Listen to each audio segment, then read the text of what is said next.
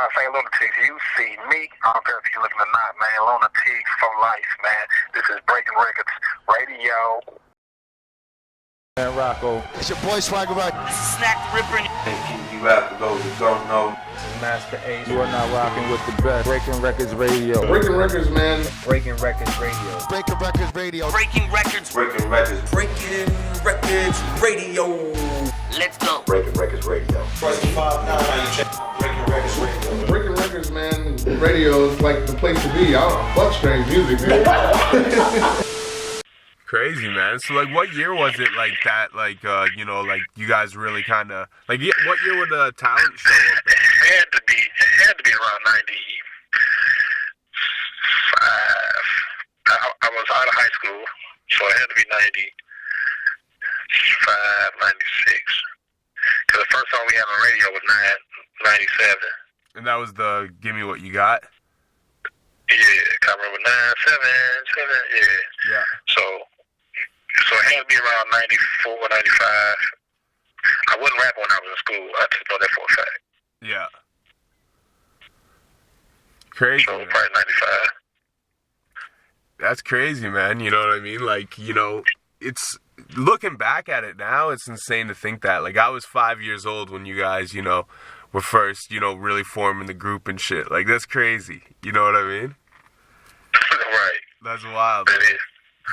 I grew up on your guys' shit, man, you know, so it's just as crazy, like, you know, even thinking back then, it's like, because by the time the world got introduced to you guys, it was like 2000, I'd say around 2000, It was 2000. Right? Yeah, so it's Yeah, like, 2000. even thinking like 5 years before that, you guys doing your thing, you know, and then... Man, them years felt like forever in between it. From like 90, when we started to 97 to get on the radio, it felt like forever. And then from getting on the radio to getting a deal, I mean, I don't know, was it called a deal? I don't know if that was a deal, a signing. Because people say deals, but a deal means something. When you say deal, that means... Yeah, right? I mean, you're not getting fucked. How am I getting fucked? And it's called a deal. That's called signing. Yeah. It's not a deal. Record deal. For you. Yeah, right? Yeah, right? It's a record deal for you. Yeah, but from 97, from being on the radio to even getting signed, to even getting a conversation was like, from 97 to 98, that had to be long as hell because, God, you know what happened in between that? Like, day to day, like, day in the studio, every day in the studio, like, man, we finna give up. Like, did some bullshit. Oh, man. And then me and Nelly went to Cancun in 98. And that's what got it started. Really? The 98 Cancun is what jumped it off. What happened when you guys were down there? We was hustling, and somebody recognized that I was selling Moe. Yeah. I bought cases up there, down there, and I was selling them because I knew they was only combined at night at the club. So what about during the day when you got the girl that you met at the club at your room? What about by the poolside? What about, you know what I'm saying? Yeah. So I had bathtubs full of bottles of champagne I was selling for $100. You know, and I bought 12 of them for $200, and I was selling each bottle for $100, and I had 2 cases. So, hey, to my friends, I was selling for $70. Yeah. Cold. So, and then Nelly had T-shirts, and then we found a guy that had a pound of weed. So we had everything, and we just at the hotel just kicking it and hustling because we make money during the day, and then we spend it at the nighttime. Yeah. And we met Trail, which at that time was Mace Security. Oh shit. So he was at our hotel, but Mace was at another hotel. So it was like a bunch of them. So it was like whole neighborhood. So they called security, whatever. And he was like, "Yo, where y'all from?" And we was like, "St. Louis." He's like, "Man, y'all from hustling motherfuckers, B." You know what I'm saying? Ain't nobody down there hustling. You know what I'm saying? Nobody. So it's like, why y'all? And we clean though. We ain't like hey man, I got this, you know, we ain't doing that. We just like, shit, we got it. What you need? You know what I'm saying? We chilling. Yeah. But cause we'd drink it up. We wouldn't even care like that. But it was just the fact that we had it. It was weird. So he ended up meeting my cousin Tony T Love, the manager, his wife's sister.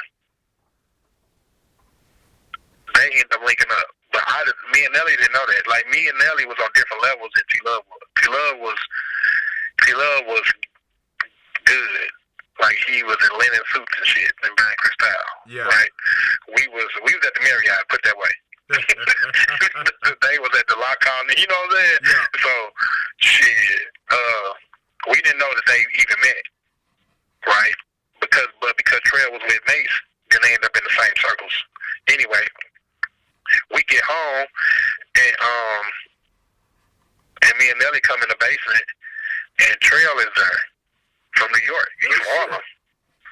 He in the basement in St. Louis. Like, what is you doing here? So the whole time he down there listening to us on the tape because he loves playing them his group's music. Yeah. But he don't know it's us though, because there ain't no picture. So we come downstairs. They were like, man, you trip, you from Cancun? Yeah, B. He was like, couldn't forget us. Like, every day he spoke to us. We was there for 7 days, so every day. Come on, you come in. Good. So every day we saw him, you know what I'm saying? And he's like, oh yeah, that's us right there. He was like, that's y'all. He already liked it. And he was like, that's y'all. I know y'all some hustlers. I know y'all is. I saw y'all in action. Like, I'm gonna get y'all a deal. You know what I'm saying? So that's how it started. Wow. And then and then we all ended up money to buy T Love a suit to go to Jermaine Dupri's birthday party in Atlanta. And we spent like $2,000 on the suit. And we ain't go in though. We ain't had no invitation. So you gotta know that Jermaine Dupri's bodyguard, Big Bob, is from St. Louis as well. Oh yeah. So that's who signed Jaquan. Right? So we had kind of like 2 invites for him to get in. So he was getting in to get a tape to Mace or Jermaine Dupri. He ended up giving the tape to Mace, but Mace already had a group called Harlem World. Yeah. So he packed. So Kuda was like, let me get it. Kuda took it because Kuda is Mace's manager. Bam. So that's like Saturday and Sunday event. We go home Monday on a voicemail. It's Kuda on the voicemail. Say, call me back. I've been listening to the CD all night. Call me back. We call Trail, like, who is Kuda? He's like, Kuda, Mace. Kuda schooled me to the game. Now I know my duty. He's the Biggie manager and all this, blah, blah, blah, blah. So he's like, okay, no, we call him Monday. Call him back. I'm living with Love. That's why we ended up coming to the basement. Yeah. The basement was mine for real. You know what I'm saying? I had a room down there. And that's my older cousin. So I stayed there. So I'm hearing everything, seeing everything. That's probably why I'm into business too, because I'm around it so much. And then he ended up calling him back. And then that next Saturday, he flew us out. And he wanted to hear us on some different beats besides J.E. beats. He didn't like J.E. beats at all. Oh yeah. But you see what we end up with, right? Because we never played with what got us there and what's gonna make us move. Yeah. We stood ground on a lot of things. The label wanted Ride With Me to be first, not Country Grandma. You gotta understand. We stood on a lot of things. We missed some balls too, but we stood on a lot of ground. What we wanted, because for you to tell me that you don't know, then how can you know? Yeah. Why don't I know more than you about us if you never even examined nobody from St. Louis? Yeah, that's, you know what I'm saying? So that's just real talk. But it all comes from preparation, man, for real. You know, we're prepared, man, and that's the biggest thing. A lot of people are not. They're not prepared, you know. That's a crazy story, man. You know, it's like, it's insane how, like, you know, how, like, important these little, like, connections are, you know what I mean? Like, for you guys to meet dude in Cancun, and then for him to happen to meet, you know what I mean? Happen to be in St. Louis. He happened to be in St. Louis. It's like, he ended up marrying Keisha. And guess what? The crazy thing is, he killed himself 2 years ago. say what? The guy we met in Cancun? Yeah. He killed himself. What? Yeah. Damn. Or somebody made it look like it. Damn. Whichever one that is, you know. But yeah. Big trail, yep. That's unfortunate. But he had married Keisha. He married that girl and moved her and everything. Wow. Yeah. We had like 4 or 5 New York people that married St. Louis girls and moved here. Like, yeah, we got some different type of women here, boy. But